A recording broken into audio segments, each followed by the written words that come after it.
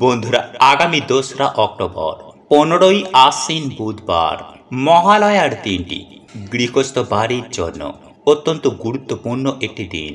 কারণ এই দিনে পিতৃপক্ষের অবসান ঘটিয়ে মাতৃপক্ষের সূচনা হয় এবং স্বয়ং দুর্গতি নাশিনী মা মহামায়া কৈলাস ধাম থেকে মর্ত্য লোকেই আমাদের প্রত্যেকের বাড়িতে আসবেন। তাই শাস্ত্রমতে মনে করা হয়, মা যেহেতু দুর্গতি নাশিনী, তিনি এই জগতের প্রত্যেকটি পরিবারের, প্রত্যেকটি গৃহস্থের, প্রত্যেকটি সংসারের দুঃখ কষ্ট হরণকারিণী। তাই মাকে নিজের গৃহে স্বাগত জানাতে, মাকে নিজের গৃহে চিরস্থিত করে রাখতে কিছু উপায় উপাচার আমাদের প্রত্যেকের করা প্রয়োজন, যাতে স্বয়ং দুর্গতি নাশিনী মা দুর্গা আমাদের বাড়িতে চিরস্থায়ী নিবাস করেন। তাই স্বয়ং দেবাদিদেব মহাদেব বলেছেন যে এই দিনে যদি কোনো ব্যক্তি কোনো গোমাতা ও কালো কাককে এই দুটি খাবার খাইয়ে দিতে পারে, তাহলেই সেই ব্যক্তির জীবন থেকে সমস্ত রকমের দুঃখ কষ্ট জ্বালা যন্ত্রণা, রোগ ব্যাধি বাধা বিপত্তি দারিদ্রতা একেবারে নাশ হয়ে যায়।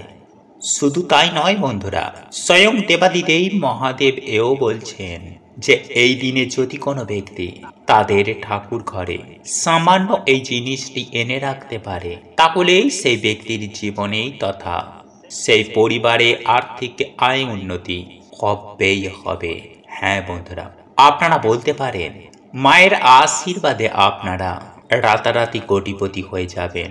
শুধু তাই নয় বন্ধুরা, যাদের বাড়ির ঠাকুর ঘরে যদি এই একটি জিনিস থাকে, তাহলে সেই বাড়িতেই মা লক্ষ্মী সদয় বিরাজ করেন। হ্যাঁ বন্ধুরা, মানে সেই বাড়িতে কখনোই দুঃখ দারিদ্রতা ঘিরে ধরতে পারে না।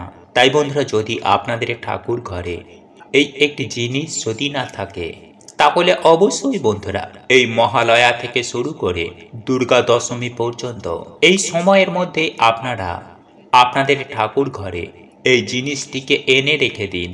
যদি চান যে আপনাদের বাড়িতে মা লক্ষ্মীর কৃপায় সদয় সুখ শান্তি বিরাজ করুক, ধন দৌলতে আপনাদের বাড়িতে সদা সর্বদাই ভরপুর হয়ে থাকুক, তাহলে অবশ্যই বন্ধুরা এই ভিডিওটিতে বলা সেই জিনিসটি আপনারা আপনাদের ঠাকুর ঘরে এনে অবশ্যই রেখে দিন।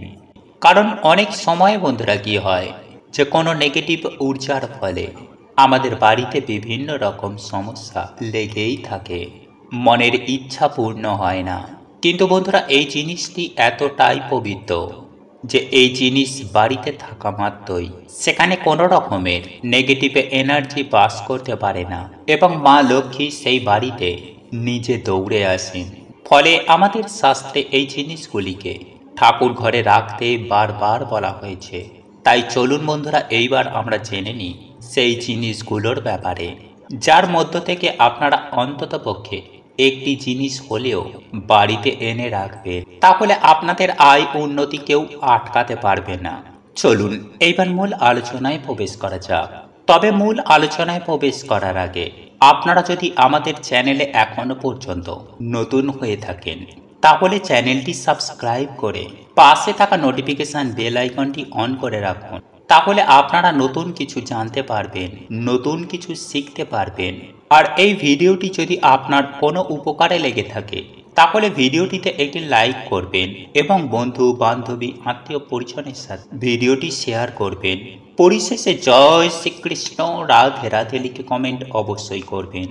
বন্ধুরা, আমাদের এই জীবন চালাতে সকলেরই কম বেশি অর্থের প্রয়োজন, আর এই সকল অর্থের দেবী হলেন মা লক্ষ্মী। তাই যে বাড়িতে মা লক্ষ্মীর কৃপা নেই, সেই বাড়িতে আর্থিক উন্নতি কখনোই হয় না। তাই প্রত্যেক বাড়িতে মায়ের আগমনের জন্য প্রথমত যে জিনিসটি আপনারা সিংহাসনের পাশে রাখবেন তা হলো আতপ চাল। হ্যাঁ বন্ধুরা, আপনারা একেবারে ঠিকই শুনছেন।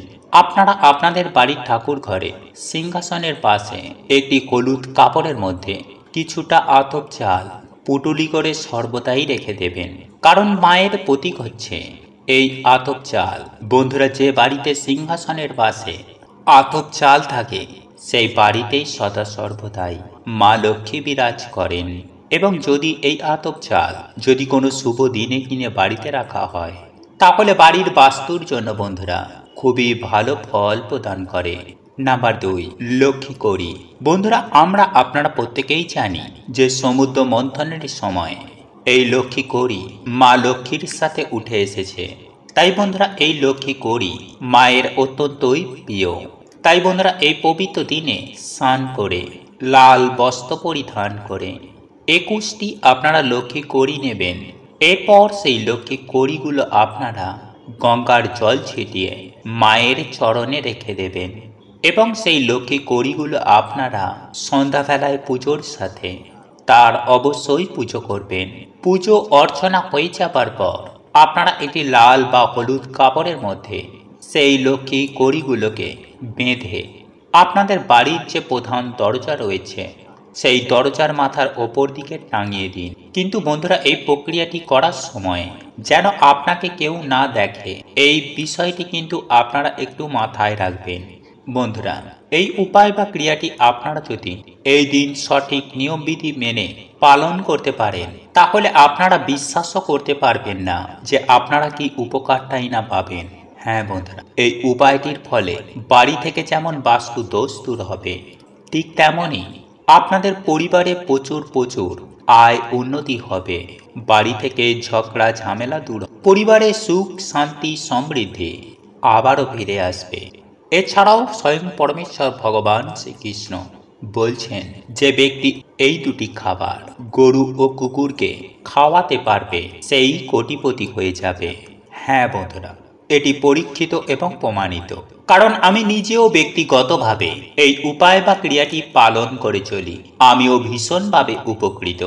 আর আপনারাও যদি স্বাস্থ্যের বিধি বিধান অনুসারে গোমাতা ও কুকুরকে এই দুটি খাবার খাইয়ে দিতে পারেন তাহলে আপনারাও কোটিপতি হয়ে যাবেন। হ্যাঁ বন্ধুরা, আপনারা একেবারে ঠিকই শুনছেন। তাই আপনারা যদি প্রচণ্ড অর্থ কষ্টে ভোগেন, জীবনে অক্লান্ত কঠোর পরিশ্রম করার পরেও যদি আপনার হাতে অর্থ না থাকে, আপনার গৃহে যদি সদা সর্বদাই অশান্তি কলহ লেগেই থাকে, কিংবা আপনার পরিবারে যদি নিত্য রোগ ব্যাধি লেগেই রয়েছে, তাহলে এই দুটি খাবার এই দিন গোমাতাকে বা কুকুরকে খাইয়ে দিন। দেখবেন শনি মহারাজের অশেষ কৃপায়, হ্যাঁ বন্ধু, শনি মহারাজের আশীর্বাদও কৃপায় সব সমস্যা তৎক্ষণাৎ দূর হয়ে যাবে। হ্যাঁ বন্ধুরা, আপনারা একেবারে ঠিকই শুনেছেন। বন্ধুরা সাধারণত অনেকেই শনি মহারাজকে ভয় করেন। শনি মহারাজের নাম শুনলেই তারা ভয়ে ভীত হয়ে পড়েন। তারা মনে করেন যে শনি মহারাজের কুদৃষ্টি একবার যদি আমাদের ওপরে পড়ে তাহলে আমাদের এই জীবন একেবারে ছারখার হয়ে যেতে পারে। হ্যাঁ বন্ধুরা, এটা একদম সত্য কথা। কিন্তু বন্ধুরা আপনি কি জানেন, যদি শনি মহারাজ আপনার ওপরে সন্তুষ্ট হন তাহলে আপনার জীবনে কতটা আয় উন্নতি ঘটতে পারে? হ্যাঁ বন্ধু, আপনার কতটা লাভ হতে পারে? বন্ধুরা আপনি কি এটা জানেন? এই বিষয়টি হয়তো অনেকেই জানেন না। দেখুন বন্ধুরা, আজ আমি আমার এই ভিডিওটির মাধ্যমে আপনাদেরকে সুন্দরভাবে জানিয়ে দেব যে আপনি যদি আর্থিক সংকটের মধ্যে থাকেন, আপনার চতুর্দিকে যদি সমস্যা থেকে থাকে, তাহলে এই খাবার দুটি অতি অবশ্যই গোমাতা বা কুকুরকে খাইয়ে দিন। তাহলে দেখবেন শনি মহারাজের কৃপায় আপনার দুর্ভাগ্য সৌভাগ্যে পরিণত হবেই হবে। বন্ধুরা মৎস্য পুরাণে শনি মহারাজকে জনহিতকর অর্থাৎ মানুষের কল্যাণের কাজে তাকেই সেখানে স্থান দেওয়া হয়েছে। তাই শনি মহারাজকে আপনারা যদি একবার সন্তুষ্ট করতে পারেন তাহলে অবশ্যই তার কৃপা দৃষ্টিও আপনারা সুনিশ্চিতভাবে পাবেন। তাই চলুন বন্ধুরা আমরা এইবার জেনে নিই যে কোন খাবার দুটি এই দিন গোমাতা ও কুকুরকে খাওয়ালে আর্থিক কষ্ট থেকে আপনারা মুক্তি পেতে পারেন। দেখুন বন্ধুরা, আপনি যদি চান আপনার জীবন থেকে চিরতরে আর্থিক সমস্যা দূর হয়ে যাক, তাহলে শনি মহারাজকে আপনাদের সন্তুষ্ট করতেই হবে। দেখবেন আপনার জীবনে যে কোনো মুহূর্তে যে কোনো সমস্যার খুব সহজেই সমাধান ঘটে যাবে। বিশেষভাবে আপনি যদি কোনো অর্থনৈতিক দিক থেকে সংকটের মধ্যে পড়েন, তাহলে সেই সংকট থেকে আপনি প্রভুর কৃপায় আপনি তৎক্ষণাৎ উদ্ধার হয়ে যাবেন। তবে আজ আমি আপনাদেরকে যে খাবার দুটির কথা জানিয়ে দেব, এই খাবার দুটি অতি সহজেই আপনারা গোমাতা বা কুকুরকে খাওয়াতে পারেন। তবে এটি খাওয়ানোর আগে আপনাকে বেশ কিছু নিয়ম পালন করতে হবে, তবেই আপনাদের ওপরে শনি মহারাজ অত্যন্ত হারে সন্তুষ্ট হবেন। বন্ধুরা, পুরাণে কথিত আছে যে আপনি যখন বাড়ি থেকে বেরোবেন, তারপরে আপনি যদি কোনো অসহায় গরিব দুঃখী দুস্থ মানুষকে বা কোনো ভিখারিকে যদি দেখেন, আর সেই ব্যক্তি যদি আপনার কাছে যদি সাহায্য চাইতে আসেন, তাহলে আপনি কখনোই তাকে খালি হাতে ফিরিয়ে দেবেন না।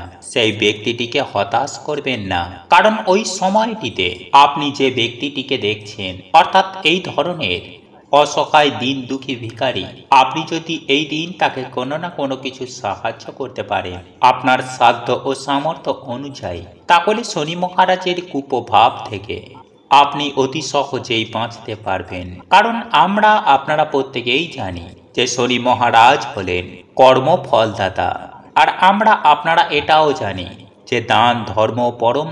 তাই আপনি যদি এই দিনে এই রূপ ক্রিয়াটি করেন, তাহলে আপনার এই ভালো কর্মের ফলে শনি মহারাজ আপনার জন্য ভালো কিছু উপহার দেবেনই দেবেন। তাই বন্ধুরা, পৌরাণিক তথ্য অনুযায়ী এটি বর্ণিত করা হয়েছে। তাই আপনি কখনোই কোনো অসহায় গরিব দিন দুঃখী মানুষকে খালি হাতে ফিরিয়ে দেবেন না।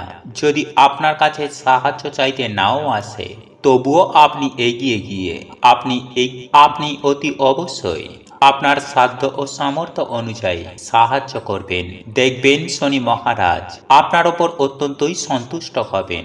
যাই হোক বন্ধুরা, এরপর দ্বিতীয়ত যে নিয়মটি আপনাদেরকে পালন করতে হবে তা হল, বন্ধুরা, আপনারা আপনার বাড়ির পার্শ্ববর্তী যে কোনো শনি মন্দিরের আশেপাশে যদি কোনো অসত্য গাছ থেকে থাকে, সেই অসত্য গাছের গোড়ায় অতি অবশ্যই কিছুটা পরিমাণ কালো তিল ও সামান্য পরিমাণে সরিষার তেল ঢেলে দিয়ে আসবেন।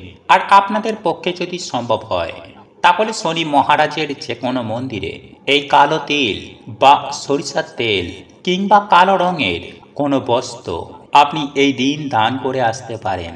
দেখবেন এর ফলে আপনার জীবনে পারিবারিক সমস্যা বলুন কিংবা আর্থিক সমস্যাই বলুন, এই সমস্ত কিছুই সমস্যা এক নিমেষেই দূর হয়ে যাবে। যাই হোক বন্ধুরা, এইবার আমি আপনাদেরকে জানিয়ে রাখি, কোনো গোমাতা কিংবা কোনো কালো রঙের কুকুরকে আপনারা খেতে দেবেন। হ্যাঁ বন্ধুরা, এই দিন অতি অবশ্যই গোমাতাকে রুটির সঙ্গে আখের গুড় মিশিয়ে গোমাতাকে খাইয়ে দেবেন। তবে এখানে রুটি কিনে খাওয়াবেন না, আপনারা আটা কিনে নিজের হাতে রুটি তৈরি করবেন।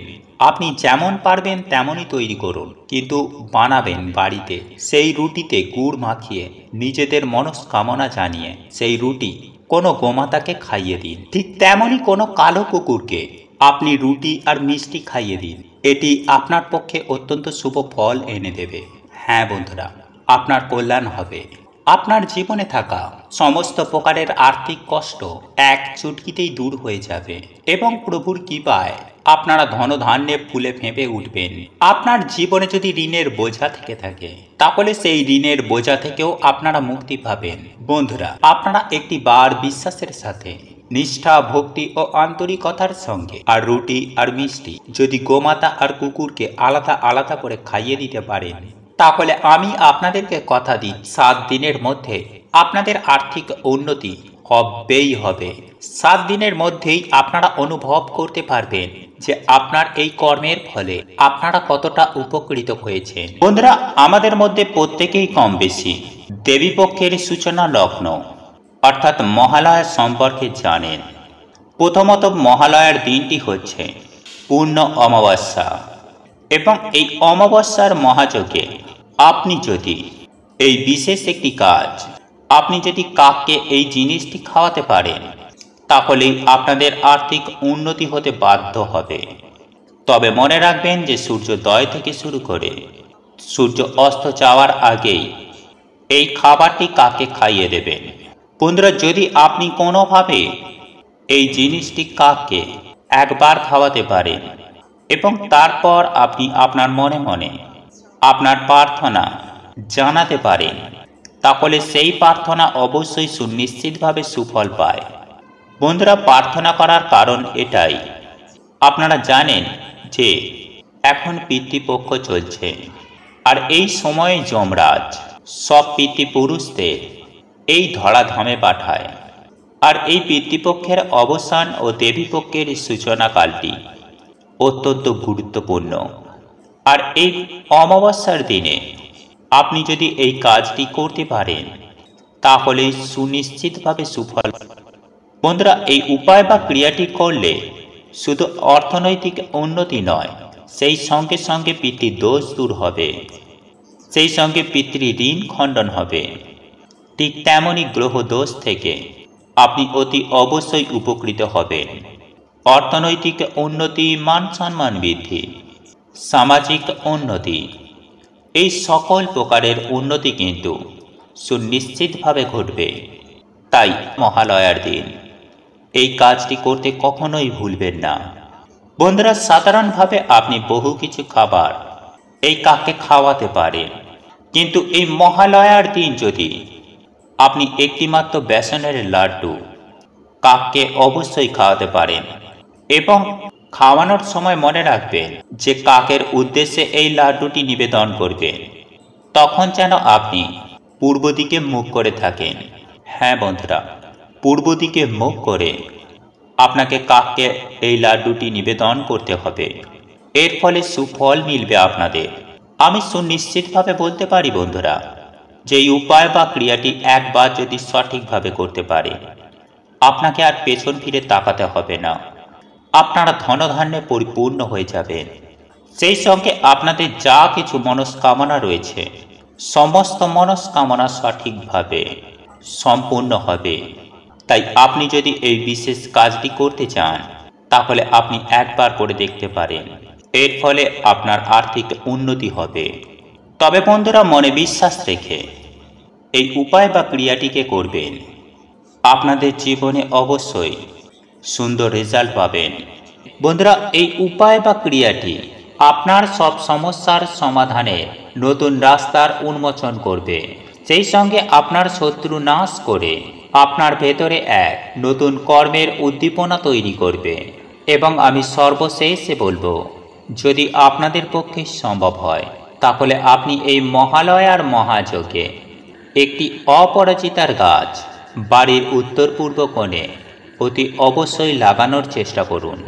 এর ফলে মা দুর্গার আশীর্বাদ ও কৃপা আপনার জীবনে তথা আপনার পরিবারে অনন্তকাল স্থায়ী থাকবে।